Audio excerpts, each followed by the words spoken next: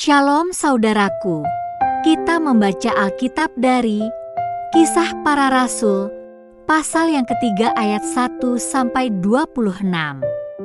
Tetapi jangan lupa saudaraku, untuk klik subscribe dan loncengnya bagi yang belum mengklik, dan bagi yang sudah, tidak perlu mengklik lagi, tetapi cukup hanya mengklik tanda berikut. Dan membagikan bacaan ini kepada orang lain, agar mereka juga menemukan kekuatan baru dalam kasih Tuhan. Kiranya Tuhan memberkati saudara. Petrus menyembuhkan orang lumpuh. Kisah Para Rasul 3 ayat 1 dan 2. Pada suatu hari menjelang waktu sembahyang, yaitu pukul 3 petang, naiklah Petrus dan Yohanes ke bait Allah. Di situ ada seorang laki-laki yang lumpuh sejak lahirnya sehingga ia harus diusung. Tiap-tiap hari orang itu diletakkan dekat pintu gerbang bait Allah yang bernama Gerbang Indah untuk meminta sedekah kepada orang yang masuk ke dalam bait Allah. Kisah Para Rasul 3 ayat 3, 4 dan 5. Ketika orang itu melihat bahwa Petrus dan Yohanes hendak masuk ke bait Allah, ia meminta sedekah. Mereka menatap dia dan Petrus berkata, "Lihatlah kepada kami." Lalu orang itu menatap mereka dengan harapan akan mendapat sesuatu dari mereka. Kisah Para Rasul 3 ayat 6 dan 7.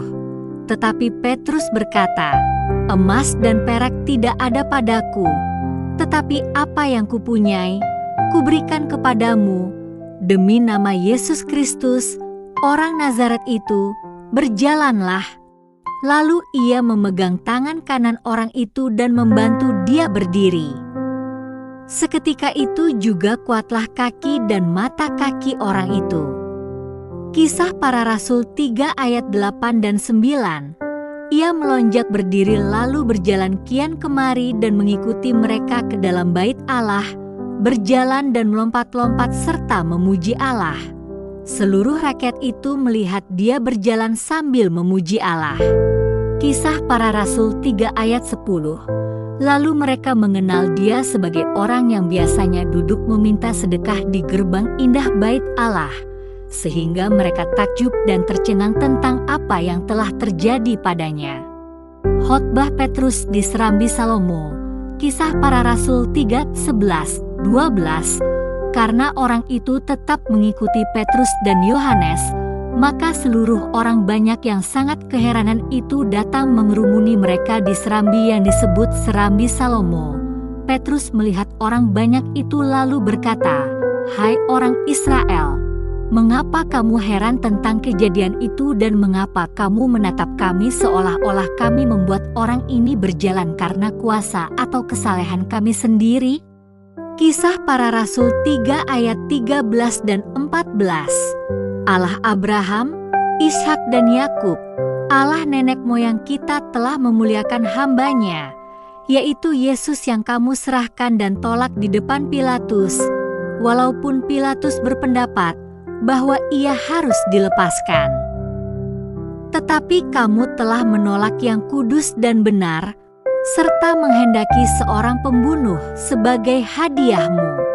Kisah Para Rasul 3 ayat 15 dan 16.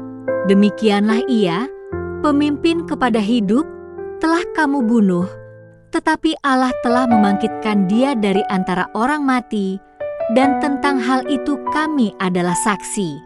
Dan karena kepercayaan dalam nama Yesus, maka nama itu telah menguatkan orang yang kamu lihat dan kamu kenal ini. Dan kepercayaan itu telah memberi kesembuhan kepada orang ini di depan kamu semua. Kisah Para Rasul 3 ayat 15 dan 16.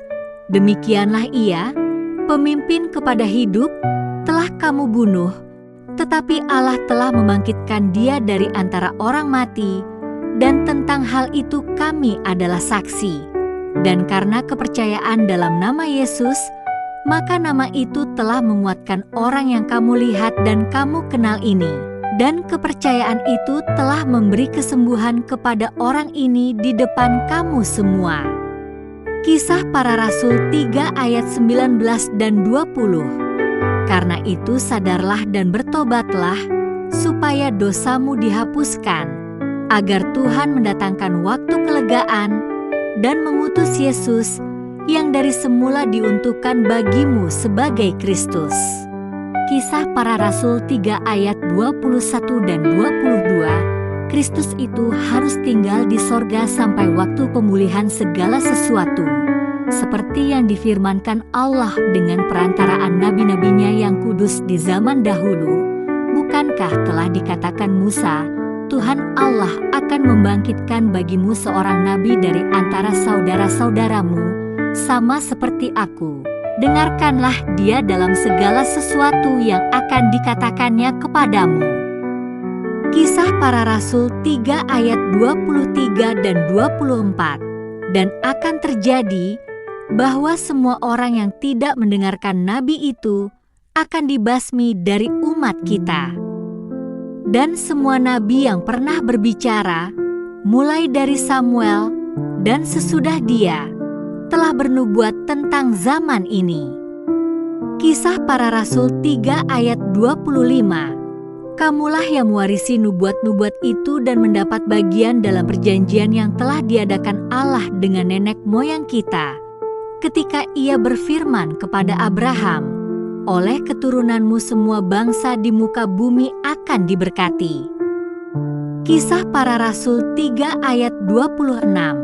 Dan bagi kamulah pertama-tama Allah membangkitkan hamba-Nya dan mengutusnya kepada kamu, supaya Ia memberkati kamu dengan memimpin kamu masing-masing kembali dari segala kejahatanmu. Demikian bacaan kita dari Kisah Para Rasul 3. Yang berbahagia ialah mereka yang mendengarkan firman Allah dan yang memeliharanya.